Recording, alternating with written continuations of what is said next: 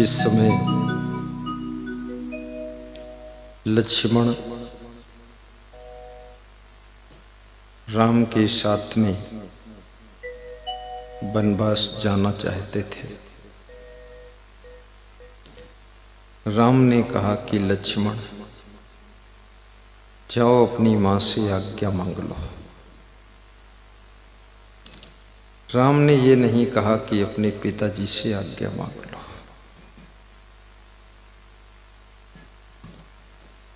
क्योंकि संतान के ऊपर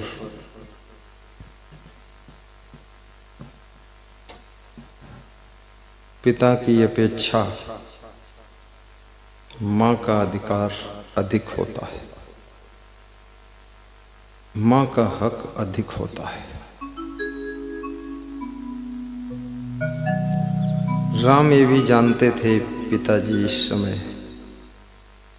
दुख में डूबे हुए। महाराजा का मन विचलित है। जिस समय मनुष्य का मन दुख में डूबा हो, उस समय उसका डिसीजन गलत होने की संभावना है। जिस समय मनुष्य का मन क्रोध में,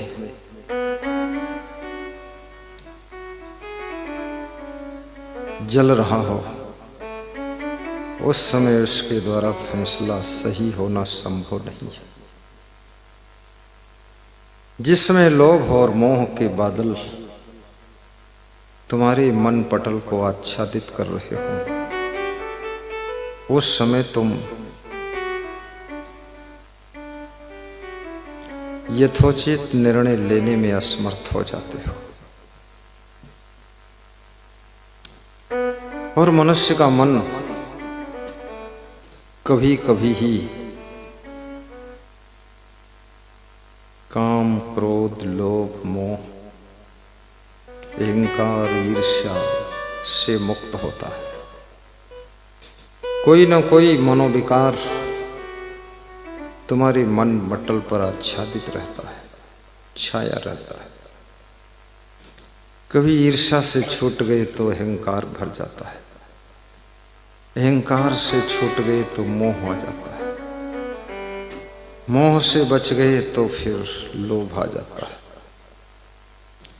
और लोभ कहीं कम हो गया तो काम वासना जोर करती है।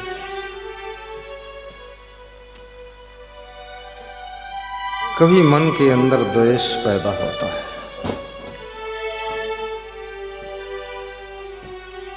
कभी लोगों से जलन होती है। हम उन्नति नहीं कर सके इस बात का दुख तो कम है, परंतु दूसरों ने उन्नति क्यों किया इस बात का दुख ज्यादा है। जितनी शक्ति और सामर्थ्य, समय और बुद्धि लोग दूसरों को नीचे गिराने में खर्च करते हैं, उतनी क्षमता यदि स्वयं को ऊपर उठाने में खर्च कर दें तो बहुत कुछ ऊपर उठ करके नंबर 1 पर पहुंच सकते हैं।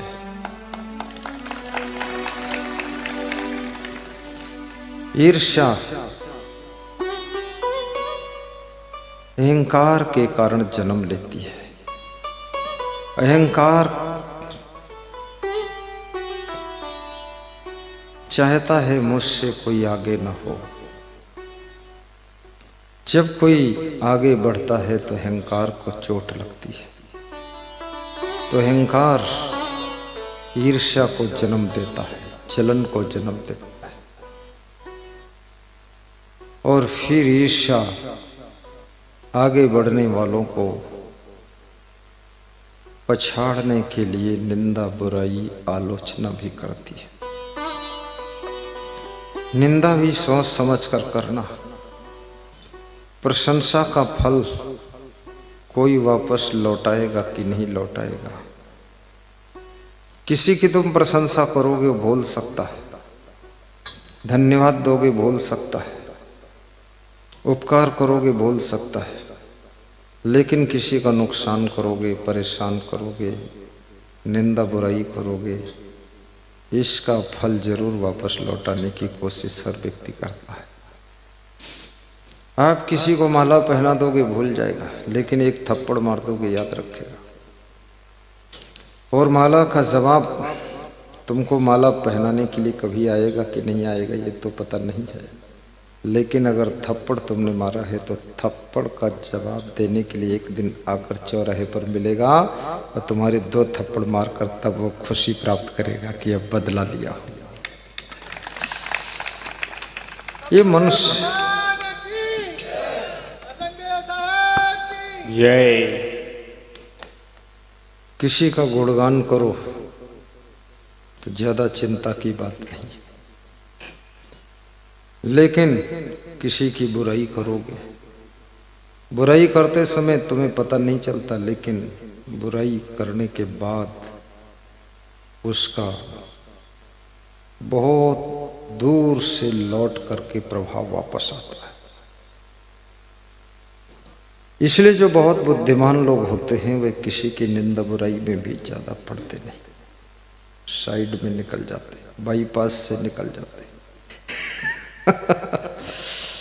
ये चक्कर में मशवरा। जो बहुत इंटेलिजेंस लोग हैं दूसरों के प्रपंच में पड़ते ही नहीं। अधिक बुद्धिमान लोग फालतू दृश्य को भी देखते नहीं हैं, फालतू शब्दों को सुनते नहीं हैं, फालतू किताबों को पढ़ते नहीं हैं, फालतू गाने बजाने के चक्कर में पड़ते नहीं हैं, फालतू बातें करते नहीं हैं और फालतू लोगों से दोस्ती भी नहीं करते। क्योंकि जितना तुम फालतू काम करोगे उतना ही तुम पीछे पिछड़ते चले जाओगे। 24 घंटे से अधिक समय नहीं है, लेकिन याद रखना ये 24 घंटे न पैसे से मिल सकते हैं, न उधार मिल सकते हैं, न चालाकी से मिल सकते हैं। ये फ्री में मिलते हैं और धीरे धीरे बीत जाते हैं। इसलिए अगर घंटों का सदुपयोग करना है तो मिनट की चिंता कीजिए, और मिनट का सदुपयोग करना है तो सेकंड में सावधानी बरतिए, तभी आप समय को जीत सकेंगे और अल्प समय में आप बहुत बड़ी ऊंचाई को छू सकेंगे। जीवन में धनवान होना भी जरूरी है। जैसे फल विहीन वृक्ष को पंछी छोड़कर चल देते हैं, ऐसे धन विहीन इंसान को स्वार्थी संसार छोड़ देता है। तुम्हारे पास धन जिस दिन नहीं होगा तुम्हारी बहनें भी तुम्हारे घर आना कम कर देगी। तुम्हारे पास जिस दिन धन नहीं होगा उस दिन याद रखना तुम्हारे मामा भी कम आना शुरू कर देंगे। ये मामा और ये पाजामा ये सब तुम ठीक ठाक हो तभी सब है। ये दुनिया के रिश्ते जब तुम उन्नतशील दिशा की ओर कदम बढ़ाते हो तो रिश्ते के रिश्ते के रिश्ते के रिश्ते के फरिश्ते सब खोजते हुए तुम्हारे पास आ जाते हैं और लोग कहते हैं हमारे मामा के मामा हैं ये, और चले आते हैं। और जब तुम नीचे गिरना शुरू करते हो लोग छोड़ करके दूर हटना शुरू हो जाते हैं। इसलिए अपने जीवन को कभी नीचे मत गिरने देना, हमेशा हर क्षेत्र में ऊपर उठाने की कोशिश करना।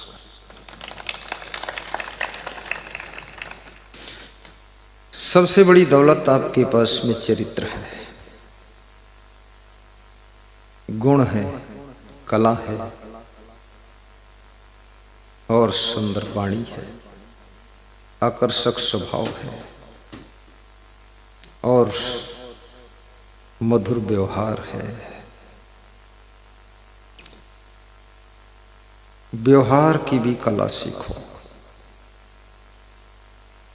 जिनका व्यवहार सुंदर है उनकी जिंदगी में बहार है, जिनका व्यवहार बिगड़ गया उनकी जिंदगी की बहार उजड़ जाती है।